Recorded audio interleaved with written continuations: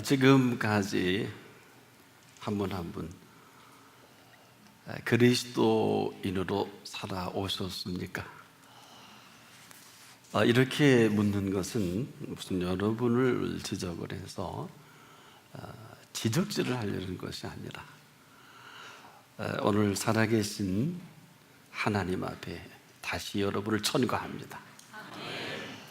하나님 우리 아버지 되시고 저나 여러분은 그의 자녀라 칭해 주시고 여기 어마어마한 자녀된 권세를 주셨고 그리고 하나밖에 없는 독생자 예수 그리스도를 십자가에 피 흘려 죽기까지 사랑하신 사랑입니다. 그 덕에 오늘 우리가 있습니다. 그러면 이제 하나님이 우리에게 물으실 차례가 됐어요. 야, 내가 너를 이 모든 것을 다 준비할 뿐 아니라 허락했고 또 끊임없이 너는 잘 잘 때 나는 한 잠도 안 자고 내가 너를 지켰는데 이제 너는 내 앞에서 내 자녀다운 모습이어야 하지 않겠느냐. 뭔 걱정이 그렇게 많고 무슨 염려가 그리도 많고 근심은 떠날 날이 없고 이렇게 살면 죄인이에요. 이 죄인은 죄인이 살아갈 동선이 있고요. 이 가운데 그럼에도 의인이라 칭함받은 대로 산 사람에게는 의인이 살아갈 삶의 동선이 있습니다.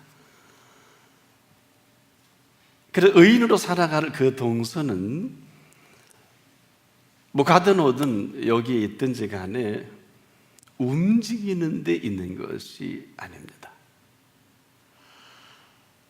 무슨 얘기일까요? 의인이 분명하다면 그 모습 그대로 잠언 14장 30절에 이렇게 말씀합니다. 의인은 영영이 이동되지 아니하여도 이렇게 말씀해 주셨어요. 의인이 영영이 이동되지 아니하여도 이것은 의인이 무엇을 하는 것을 말하지 않습니다. 바로 이런 의인을 찾아주시는 경건이 있어요. 예수 그리스도 승천 이후에 경건한 사람을 사도행전을 통해서 찾아주실 때 한 분을 소개합니다. 바로 사도행전 10장을 보면 처음으로 경건한 사람이 이런 사람이다 하고 소개한 내용이 고넬료예요. 그가 무슨 대단한 하나님의 뜻을 이룬다든지 그가 뭘 하려고 기도한 적은 없습니다만은 그가 살아가는 삶의 한 시간 그를 친히 찾아가시는 하나님이십니다. 그래서 그에게 다른 말 하지 않고 너 요바에 가서 베드로를 청하라. 이게 다예요. 자, 이 사실은 뭘 얘기합니까? 요바에 가서 피장이 시몬이 있는 그 집에서 있는 거하는 베드로를 네가 청해라 하면서 놀랍게도 경건한 사람이 어떤 사람이고 하나님이 찾아주시는 하나님의 사람은 어떤 사람일까? 이 부분을 확인해 주신 사건입니다. 한마디로 찾아주시는 의요, 만나주시는 의입니다. 의인을 위해서 의로운 일을 거침없이 행하시는 하나님의 의로우심이죠. 그러면 우리는 이런 결론을 얻을 수 있어요. 고넬료는 우리가 보기에 어떨지는 몰라도 하나님 보시기에 의인인 사람이다. 이렇게 정리할 수 있겠습니다.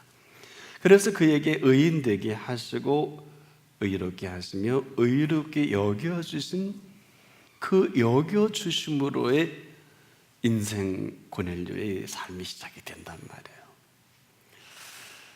그리고 그의 모든 움직임의 주체가 고넬료가 아니라 그 모든 것을 허락하신 그분께서 그 삶의 동선을 움직여 나가는 시작점이 되기도 합니다. 이렇게 찾아주시는 의인데 오늘 여러분에게는 어때요? 자, 고넬료를 찾아서 고넬료 되게 하신 이 의가 인류 역사에 새롭게 비춰지는 이유가 있어요. 이 사람 이방인이에요. 로마의 군대장에 이리 보나 저리 보나 유대인들의 그 기라성 같은 대제사장, 또 제사장, 서기관들, 바리새인들, 예루살렘에만 여러분 제사장이 8,000명씩이나 있었던 사실을 아십니까? 최소 이 밸류가 되려면 5살의 학문에 입문을 해서 35 정도는 공부를 해야 돼요. 지금 뭐 신학대학원 그런 게임도 안 돼. 우리 뭐 섣불리하고 뭐 사역한다 이런 얘기 많이 하잖아요. 이런 사람을 다 젖혀두고 찾아주신 고넬료요, 찾아주신 하나님의 의입니다. 자, 여러분이 이제 고넬료에 관심 가지면 사도행전 현장으로 가면 잘 알 수 있겠는데, 하나님이 고넬료에게 뭐 대단한 얘기를 하는 건 아니거든요. 물론 이제 그 이후로 베드로를 초청해서 대단한 복음의 핵심과 복음의 진수를 듣게 되죠. 근데 조심할 것은 여러분이 사도행전 10장에 가보면 우리가 늘 들었던 얘기라 제가 강의를 하면서도 깜짝 놀란 거는 고넬료는 이 메시지 인생 전체가 뒤바뀌었거든요. 근데 많은 사람들은 별로 그렇게 큰 감동이 없어서 깜짝 놀랐어요. 우리가 이렇게 말씀을 우리가 제대로 보질 않는구나, 또 듣질 않는구나. 이 찾아주시는 의, 만나주시는 의, 그래서 찾아주시는 의인으로서의 한 모습을 발견하게 되거든요. 만약에 찾아주지 않았다면 고넬료는 그리스도인이 될 수가 없습니다. 왜? 그런 식의 유대인, 그런 식의 경건, 그런 식의 기도하는 사람은 부지기수니까. 아시고 우리가 지금 공부한 대로. 그런데 이 사실을 통해서 고넬료의 생애가 그리스도인의 생애로 움직여 간다는 것입니다. 자, 우리가 의인이라고 하는 이 얘기가 참 쉽지 않아요. 근데 이 얘기를 학자가 할 거냐, 아니면 정말 훌륭한 사람이 할 거냐, 어느 예언자가 할 거냐, 이건 중요하지 않아요. 누가 우리를 의인으로 불러주고 여겨주느냐? 바로 그 불러주시는 분이 의인이시고 의인으로 여겨주시면 그가 의인입니다. 제가 여러분 앞에 잠깐 이 의인에 대해서 한번 소개하는 이유는 다른 것이 아니에요. 우리가 자꾸 의인이라면 뭘 좀 해야 되는 줄 알아요. 자꾸 뭘 하고 뭘 움직이고 하는데 어설퍼요. 그러면서 여기에 감춰져 있는 그 모든 일의 실세라 그러죠. 바벨론 시대의 실세가 느부갓네살, 다리오, 벨사살 왕이 아니라 다니엘인 것처럼. 아멘 하셔도 돼요. 이 세상에는 드러난 세력이고 실세가 있어요. 이걸 모르면 참 어렵고 힘듭니다. 지금도 얼마나 기라성 같은 우리 눈에 괜찮은 사람들, 유명한 사람, 그럴 사람 많이 보입니까? 이분들은 다 실세가 아니에요. 오늘 전도서 말씀을 근거로 해본다면, 여러분, 헛되고 헛되며 헛되고 헛되니 이 말씀이 무슨 말씀일까요? 먼저 이 표현을 한 분이 누구냐가 중요해요. 이분은 솔로몬입니다. 근데 이분의 아버지가 누구냐 말이에요. 다윗이에요. 솔로몬의 부귀영화는 그가 얻은 부귀영화가 아닙니다. 다윗에게 허락한 부귀가 솔로몬에게 그냥 요즘 흔한 얘기로 물려받은 거예요. 그런 이 모든 삶의 어두움과 그렇지 않은 걸 다 경험한 솔로몬이 인생을 정리하면서 한 얘기는 뭘까요? 헛되고 헛되며, 이것은 지금까지 내가 살아온 모든 시간들을 말하고, 헛되고 헛된이라는 것은 이 땅에 보는 모든 것들이 그렇다는 것이고, 이걸 이렇게 설명해줘. 헛되고 헛되며 헛되고 헛되니 모든 것이 헛되도다. 이 땅에 있는 그 모든 것을 이렇게 표현한 것입니다. 이 표현은 대단히 심각한 것입니다. 지금 우리만 지금도 역사에 이런 얘기 많이 하지 않습니까? 근데 이 표현에 빌리면 어느 정도 심각한가 하면 이전 세대도 그랬고 지금도 그렇고 이후 세대도 그렇다. 인생은 허비다. 이런 표현이에요.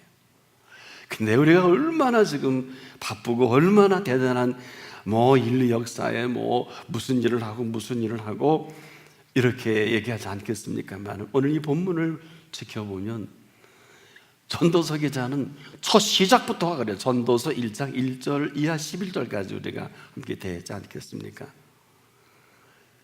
이걸 잘못 우리가 오해하면 허무주의자가 돼요. 또 잘못 정리하면 별게 있겠냐 이렇게 정리하고 말고요. 그러면서 해 아래 새 것이 없나니 이런 표현까지 합니다. 이건 끝난 거죠.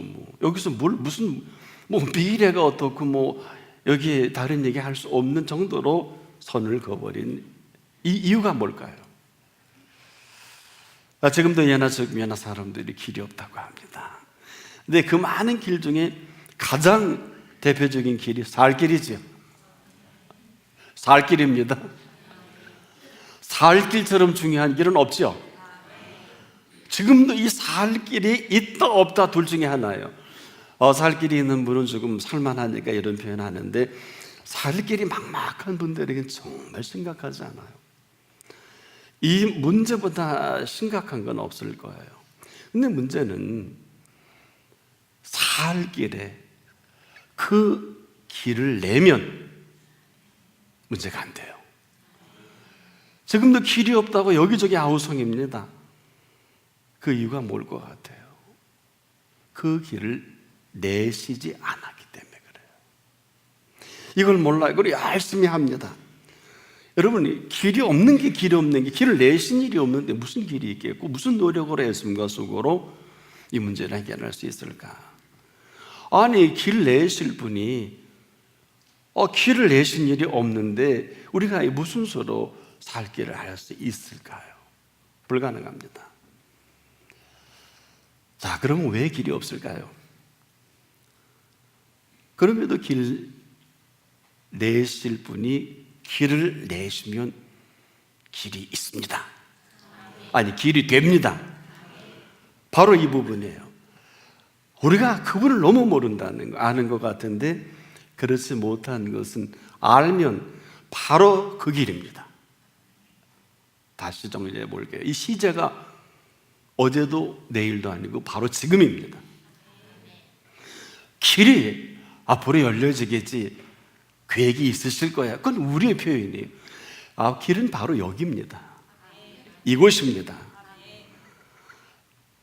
그래서 우리가 알면 바로 그 길이 여기인 것은 어때요? 인생의 흥망성쇠와 생사화복이 우리를 떠나지 않지 않습니까? 더 정확히 표현드릴게요. 오늘 여기 인생의 생사화복과 흥망성쇠가 결정됩니다. 이유는 흥한 길을 내시면 흥한 길 위에 살아가면 됩니다. 망하는 길을 내시면 망할 수밖에 없습니다. 성하는 길을 내시면 성할 수밖에 없습니다. 쇠하는 이유가 뭘까요? 쇠하게 하셨기 때문이죠. 쇠하는 줄도 모르면서 성하는 줄 착각한 많은 일들이 얼마나 많아요. 우리가 그렇지 않는다면 그럴 이유가 없는데, 그럼에도 살 길을 내시면 살 수밖에 없지요. 사망의 길을 내면 사망할 수밖에 없어요. 화 받을 길을 내시면 화 받을 것밖에 없고요, 복된 길을 내시면 복될 수밖에 없어요. 근데 이 모든 시작이 여기입니다. 지금입니다. 이유는 한 분 한 분을 불꽃 같은 눈동자로 점검을 하고 계시는 시간이에요. 그래서 이 자리가 금보다 귀한 자리예요. 이 자리가 그 이 세상에 어느 누가 부르는 그 자리보다 귀한 거란 말이에요. 근데 우리가 너무 허접스러운 일에 지금 너무 많이 이 소중한 것을 놓쳐버렸어요. 이것을 표현해서 헛되고 헛되며 헛되고 헛되니 이렇게 표현하는 거예요. 뭐 아니면 뭐 방법은 없겠고요.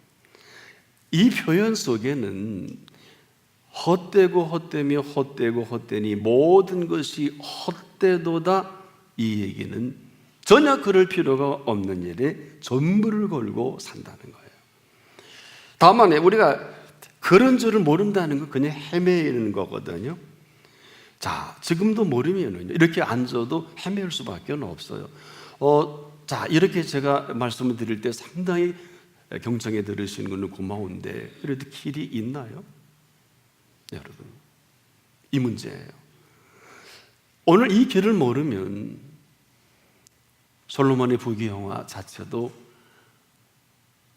아무것도 아닌 것을 깨달은 거예요. 뭐 잘 사는데 이런 헛소리를 하는 게 아니라 잘 아시는 대로 여러분, 솔로몬이 말년이 너무 비참하잖아요. 여러분, 우리의 교과서처럼 얼마나 잘 나갔어요, 솔로몬이. 그래서 우리가 그 길을 모르면 모르는 걸 죽음이라 그래요. 사람들이 죽음을 너무 가볍게 생각합니다. 여러분, 죽음은 뭘까요? 죽을 줄 모르고 사는 걸 죽음이라 그래요. 죽을 짓을 하고도 알면 그 짓을 사람들이 안 하겠죠. 요즘 보면 얼마나 많은 이 보도에 우리를 가슴 아프게 합니까? 그런데요, 이 죽음의 문제를 가장 심각하게 여기신 분이 계신단 말이에요. 근데 이분을 또 우습게 여겨요, 사람들이. 그 우습게 여긴 결과가 또 죽음이에요. 어려운 얘기로 사망이다. 얼마나 그분이 이 죽음에 대해 심각하게 얼마나 대단하게 여겼는지 몰라요. 나를 믿는, 내 말을 듣고 나 보내신 이를 믿는 자는 지금요, 오늘도 여러분에게 들려질 때는 이전에 기록된 말씀이지만 요한복음 5장 24절이 오늘 우리에게 들려지는 말씀이란 말이에요. 사망에서 생명으로 옮겼느니라. 완료형을 쓰셨거든요. 하나님이 시제를 하십니까? 저는 오랜 시간이 하나님의 시제에 대해서 연구를 좀 해본 일이 있어요. 예수님이 요한복음 6장에 그러셨지 않습니까? 내 때는 아직 이르지 아니했거니와 너희 때는 늘 준비되어 있느니라. 이것이 하나님의 시제거든요. 어제도 아니고 그 미래도 아니고 그 어느 때가 아니라 바로 이 시간입니다. 그러니 얼마나 심각해요. 우리가 이걸 알면 아는 대로 살아가는 게 인생이고요, 모르면 그냥 모르고 살아가는 이 삶이 죽음이다, 이렇게 예수님이 했음에도 불구하고, 그리고 이것 때문에 피 흘려 죽었었음에도 불구하고 사람들은 아집과 고집으로 그를 죽여 없애는데 가담을 한, 그리고 창피할 정도로 제자들은 다 도망가 버리고요. 그렇게 기사와 이적과 능력을 경험한 제자들도, 볼품없는 제자들이 된 세력이 죽음의 세력이라. 왜 도망가요? 죽을까? 너 급해지. 그러니까 나 아니라고 베드로가 이렇게 주책을 떨었잖아요. 아니, 죽을 때 죽더라도 그렇다, 최소한 나사로 정도는 나 죽어온 경험이 있으니까, 베드로는 죽은 경험이 없으니까 그렇다, 나 죽어 썩어 냄새 나는 붕대에서 나왔는데 저분이 날 요 정도는 돼야 되지 않아요? 라인성 과부의 아들 나와서 무슨 소리냐, 그 관대기 미역갈 때 그분이 나를 손 얹어 살렸다, 그런 거 돼야 되는 거 아니에요? 이게 여러분이라면 최소한도 회당장 야이로 정도는 나와서 예의를 펴야 되는 거 아니야? 무슨 소리냐, 죽음에 대해 답을 줬는데 그것도 한두 건도 아닌데. 죄송한데요, 다 맹추 같아요, 그죠? 인류가 다 맹추인 걸 아세요? 모욕적인 언사라고만 하지 말고 우리 한번 정리를 해보자는 거예요. 우리가 얼마나 엄청난 맹추냐 하면 죽음을 몰라요. 죽음. 이게 죽을 짓 하는데도 이 죽음을 몰라서 어쩔 수 없이 죽음 때문에 피 흘려 죽으실 수밖에 없는 극악의 죽음이에요. 누가? 사내들인 공회원은 70명의 멤버십으로 되어 있고 거기 아시는 대로 대제사장, 제사장들이 다 연료가 되고 멤버십이 되어 있어요. 아시고 보시는 서기관 바리새인들이 하나같이 저놈 죽여라 저놈 죽여라 해서 이미 사내들인 공회원의 법으로 죽이기로 결항하고 떡하니 빌라도의 손을 빌어서 한 것뿐이란 말이에요. 여러분, 예수님이 그렇게 죽일 짓을 했나요? 여러분, 성경을, 사복음서를 보면 정말 착한 일 많이 했잖아요. 인정 안 하셔도 전 착한 일 하신 예수님이라고 확신합니다. 얼마나 대단한 일 많이 하셨어요. 인류 역사에 죽은 자를, 썩은 냄새 나는 사람을 살린 그런 일이 있냐고요. 시실 그런 저 무덤 가서 다 살리게. 근데 그런 분이 계시죠? 계셨죠? 지금도 살아 계시지요? 여러분, 이 이슈보다 대단한 이슈, 요즘 이 세상에 돌아가는 이슈는 별로 그렇게 중요한 게 아니에요. 왜? 사람들의 일이니까. 조금 덜 먹고 더 쓰고 문제예요. 나라 곡간 거들릴 수도 있겠지. 거지된 적이 우리 5,000년 역사에 한두 번인가요? 조선 왕조 보니까 거지꼴 지도자 잘못 만나서 곡간 다 털고 그 여러분 남한산성의 사건 좀 보시고요. 그 인조 반죽 이게 되지 못한 지도자 나와가지고 이 민족 다 거들낸 적이 한두 번입니까? 아니, 6.25의 동족 상잔의 비극은 어때요? 세계 전문가들은 3차 대전이라고 하죠. 6.25 전쟁을. 왜? 유엔에 가입한 나라의 3분의 2가 개입을 한 전쟁이 한국 전쟁이고, 이게 60년 전에 이것도 정신 못 차려서 북침이다 남침이다 다 알면서 슬슬 거짓말만 시키고, 소비에트 연방 시절에 자료를 러시아 연방에서 푸틴이 공개를 했잖아요. 이건 남침이라고. 그래, 지금도 북침이라 그래. 이 사람 무슨 공부를 뒤통수로 하는지 발가락으로 하는지 참 이상한 사람들 많아요. 여러분, 그리스도인은요, 오늘 죽어도 그런 건 그렇다 해야 돼요. 이걸 하나님이 들으세요. 지금도 제 설교를 들으시기 때문에 저는 팩트, 사실만 얘기하는 거예요. 죄송하지만 여러분 보고는 저는 아주 미사력을 동원해서 오늘 아름다운 이야기로 끝내고 싶어요. 여러분, 제가 룻기를 설교할 때 제 설교를 제가 감동받은 거 아세요? 룻기 설교 꼭 한번 다시 들어보세요. 살아있는 룻을 만나라. 어머니의 백성이 나의 백성이 되고 어머니의 하나님이 나의 하나님이 되시리니. 이 아름다운 러브 스토리, 이 인류 역사에 이 러브 스토리가 없어질 뻔했는데, 그 몇 절 되지도 않는 이 절 속에 4장 85절밖에 안 되는데 성경이라고 하는, 캐논이라고 하는 이 정경 안에 들어갈 만한 사건이 바로 룻기 아닙니까? 우리가 그렇게 아름다운 얘기 계속 할 수 있어요. 아니, 그렇게 할 수 있는 여러분 되기를 축복합니다. 복 받은 사람은 복 받은 얘기밖에 할 게 없잖아요. 화 받은 사람은 화 받은 얘기밖에 할 게 없잖아요. 성한 사람은 성한 얘기로 가득 채워질 것이고, 쇠한 사람은 쇠한 얘기로 가득 채워질 것입니다만은, 현재 이 시제는 이 모든 것이 다 열려져 있어요. 그래서 심각한 이 죽음의 주범이 오늘 우리를 뒤고 흔드는 거예요. 지금도 어때요? 이 사실을 모르고 산 이 결과가 죽음이라면, 이를 전혀 모르는 사람이 한 선택이 자살이고요, 이를 알려고 하지도 않고 죽은 사람들이 죽음을 그렇게 억울해합니다. 그런데요, 이를 알고 죽는 사람들의 죽음은 어떨까요? 그냥 그대로 축제예요. 나름대로 하나님 앞에 산 고 김한란 박사의 장례식은 축제였다 그러잖아요. 그 유언에 따라 그분의 뭐 공관시를 떠나서 사람들은 뭐 별소리를 다 합니다만은 뭐 어쩌고저쩌고 하는데 저는 관심이 없는데 당신의 마지막 죽음을 제발 나를 초상집 만들지 말고 잔치집 만들어라. 이 정도 살면 잘 산 거 아니에요? 여러분들 그렇게 사세요? 네, 바쁘면 다 오지 말라 그러세요. 여러분 돌아가실 때 그리고 남은 식구들에게 나 좀 잔치 좀 배설해다오. 이유가 뭐예요? 천국 입성하는 날 아니에요? 아니 너무 좋으면 거룩할 것도 없잖아요. 좋은 걸 좋다고 얼씨구 절씨구 써야 되나? 지화자 좋구나. 그리고 춤을 춰야 되는 거 마땅한 거 아니에요? 아니구나. 네, 여러분들 좀 표정 보니까 심각해. 알고 죽는 사람들의 죽음은 그냥 그대로 축제예요. 제가 미리 예언할게요. 뭐 우리 아이들이 그렇게 하겠지만 제가 어느 날 이 땅에서 생을 마감하면 온 성도들에게 잔치를 배설해 주세요. 제 유언입니다. 죽기 전에 그렇게 해주길 부탁합니다.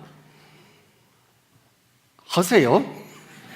우리 장로님들 잘 들으셨다가 오늘 설교 테이블 근거로 제시하면, 원고를 제시하면 왜 그럴까요? 죽음은 왜 축제냐? 삶의 완성이기 때문에 그래요. 그렇게 산 결과지요. 가장 좋은 결과를 만나 산 사람이고요, 가장 좋은 삶을 산 사람이고, 이보다 더 좋을 수는 없어요. 영원한 생명의 복을 누릴 시간이 그분에게 열려진 시간이다. 이를 위해서 그분께서는 준비하는 모든 것들은 다 준비해 놓으신 것이 죽음이에요. 이를 모르면 헛소리합니다. 제가 유명한 목사님께 이런 섭섭한 소리를 들었어요. 죽어도 금세가 좋다고, 그래서 여기가 좋다는 헛소리를 하면 당신 설교집을 다 없애야 돼요. 아닌 건 아니야. 그런 건 그런 거예요. 그러면 여기서 무드셀라보다 969세보다 더 많이 살라고, 영원 무궁토로 살려고, 그럼 이단이야. 심각해서 제가 말씀을 드리는 거예요. 뭐 금세가 좋다는 등 뭐 그런 얘기 많이 하죠. 타종교에서 그렇고요. 뭐 어쩌고 저쩌고. 제가 근래에도 그런 소리를 들어서 어느 목사님께 이건 참, 내게 물어봤어요. 오노, 너 저 얘기에 동의할 수 있어? 살아온 대로 인생이 그렇게 마감이 되겠구나. 안 죽으려고 그래서 일만 벌려고 다니는데 나는 그 양반 일 벌려고 수습하러 다니기 바쁘고. 지금 그래 유명한 제가 여러분 경목인가 아시죠? 경기 겨울철저의 경목인가 아시지 않습니까? 아주 그 뒤인 일 감당하고 그 우리 훌륭한 경찰분들의 설명해 주기 바빠요. 네, 그 양반 그거 잘 모를 거예요. 뭐 그럼에도 하나님께서는 오늘 우리 한 분 한 분을 찾아주신 이 시간입니다. 가장 심각한 게 뭘까요? 오늘 하나님을 떠난 아픔입니다. 우리가 다는 그렇지 않은 줄 알지만은 이 혼란과 이 상황이 거침없이 힘들어요. 어려워요. 되는 노릇이 없어요. 죽을 마세요. 이렇게 표현한 수많은 그리스도인들이 여기서 자유롭지 못하는 것은 지적질을 하려고 하는 것이 아니에요. 얼마나 어려우면 어렵다 그러고, 얼마나 힘들면 힘들다 그러고, 얼마나 정말 견디기 힘들다면 죽을 것 같다. 이 표현은 알만합니다. 그렇지 않을까요? 그런 분이 또 많이 계시고요. 여러분, 사막이 뭘까요? 우리가 아는 대로 사막은 물도 없고 풀도 없고, 이 사막과 같은 이 세상이 있는지 모르겠어요. 그래서 우리에게 영원한 교과서처럼 출애굽한 이스라엘 백성이 40년 동안 사막을 살았던 이 사실을 아마 우리에게 무려 모세 오경이라는 5권의 66권 중의 책을 통해서, 말씀을 통해서 우리에게 비춰준 내용이 아닐까. 이 모르면 큰일 나니까. 한마디로 이스라엘 백성의 40년은 영적 황폐와 시간이에요. 이유는 얼마나 엄청난 기사와 이적과 능력을 모세를 통해 나타냈음에도 불구하고 아무도 못 들어가고 딱 두 사람, 여호수아와 갈렙만 약속의 땅에 거하지 않습니까? 이 결론이에요. 아까 제가 그랬죠. 아무리 잘 나가도 인생의 마지막은 결론이다. 아무리 세상이 죽일 사람이라고 못 쓸 사람이라고 해도 그 사람이 죽은 다음에 의인이었고 대단했다 그래야죠. 그렇죠? 아무리 훌륭하고 어쩌고 저쩌고 해도 그분이 유명을 달리할 때 잘 죽었어, 그런 줄 몰랐어, 그런 뜻 아니에요. 그렇지 않습니까? 이 영적 황폐화 현상처럼 심각한 것을 하나님만 아신다는 거예요. 내가 잘 믿는 줄 알고 내가 이만하면 잘하는 줄 아는 내가 붙어요. 그리고 염려, 근심, 걱정은 떠날 날이 없는 이 사실을 십자가를 지신 앞에서 너희는 마음에 근심하지 말라. 하나님을 믿으니 또 나를 믿어라. 그렇지 않아도 되고 그럴 필요가 없는데 지금도 옮겨지지 못해 밤잠 못 이루고 고민하고, 이렇다면 이 사람은 아무리 하나님이 복을 주셔도 복받은 사람은 아니다. 복받은 자이면서도 그렇게 살질 못하는 저주예요. 여러분, 저주는 다른 사람에게 있지 않고요, 멀리 있지 않아요. 저주라고 하는 이 죽음은 내 속에 있거든요.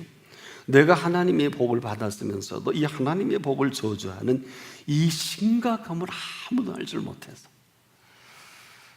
예레미야 17장을 보면 이렇게 살지 못한 사람과 산 사람을 나눠서, 먼저 이렇게 산 사람을 이렇게 표현했어요. 그는 물가에 심겨진 나무가 그 뿌리가 강변에 뻗치고 더위가 올지라도 두려워하지 아니하며 그 잎이 청청하며 가무는 해도 걱정이 없고 결실이 그치지 아니함 같으리라. 차제, 하나님의 주신 재물과 부여는 하향 곡선은 없습니다. 그러나 무수한 그리스도인들이 하향 곡선을 타는 이유는 뭘까요? 생명을 걷어갈까 재산을 걷어갈까, 이렇게 해서 마지막 가이드라인을 주시는 거예요. 혹시 이게 쫄딱 망하고도 어디 가서 큰 소리 치고 기도했다 그러면 상종을 하지 마세요. 성경은 이렇게 말합니다. 하나님이 주신 부여와 재물은 하향 곡선이 없어요. 오늘 예레미야 17장 7절로 8절에도 그 잎이 청청하며 가무는 해도 걱정이 없고 결실이 그치지 아니함 같으리라. 상향곡선이죠. 그럼 어디까지 갈까요? 천국 입성하기 전까지. 이는 잘 살아야 된다는 거와 관계없어요. 하나님이 주신 재물과 부유의 근거와 결론이에요. 근데 우리 주변에 99%의 사람들이 한데 잘 나가고, 저 63층 빌딩을 보세요. 저 그때 응답받은 얘기 보고, 전 오드부지전한 세계적인 역사학자, 저 트린지 대학에 있는 그분 책도 쓴 걸 봤어요. 근데 그게 어느 날 남의 손에 넘어가면서 서서히 그래서 제가 하나님 이게 뭡니까 하고 오래 기도했어요. 하나님 이게 하나님 뜻입니까? 뜻은 뜻이더라고요. 이제는 성서적으로 답을 얻고 싶었어요. 과연 성경은 뭐라고 기록을 했고 우리가 얼마나 은혜에 대해 제한적인가를. 하나님이 주신 재물과 부여는 하향 곡선이 없다. 이렇게 정리하자고요. 그는 물가에 심겨진 나무가 뿌리가 강변에 뻗치고 더위가 올지라도 두려워하지 아니하며 잎이 청청하며 가무는 해라 그랬어요. 말라 죽어야 되잖아요. 가무는 해도 걱정이 없고, 왜? 결실이 그치지 아니함 같으니라. 거기 가운데도 참고하세요. 생명을 거둬가려고 하다가 재물을 거둬가신 것뿐이에요. 그럼 은총이지요, 은혜지요. 자식을 칠 수도 있어요, 사업을 칠 수도 있어요. 우리가 모르는 모든 분야에 하나님이 지위도 거둬가시고 모든 걸 다 거둬가실 수 있어요. 잘난 게 아니에요. 생명을 마지막 걷어가시는 것도 전 봤어요. 전 객사하는 걸 봤어요. 하나님이 세계적 인물로 쓰실 때 아니라 싶었는데 어느 날 객사를 하더라고요. 네, 여러분 누구라면 다 아실 거예요.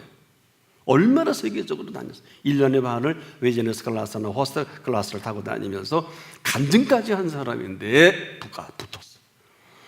그러니 전 또 연구하지 않을 수 없지요.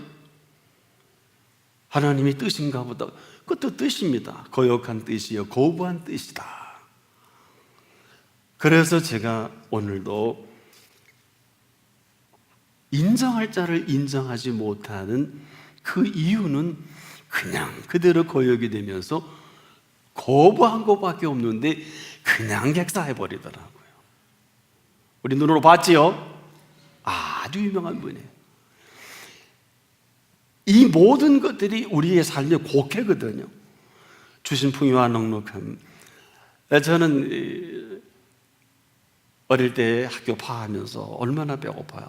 근데 가을에 그 농부가 가을물을 거지하면서 걷어들이면서요.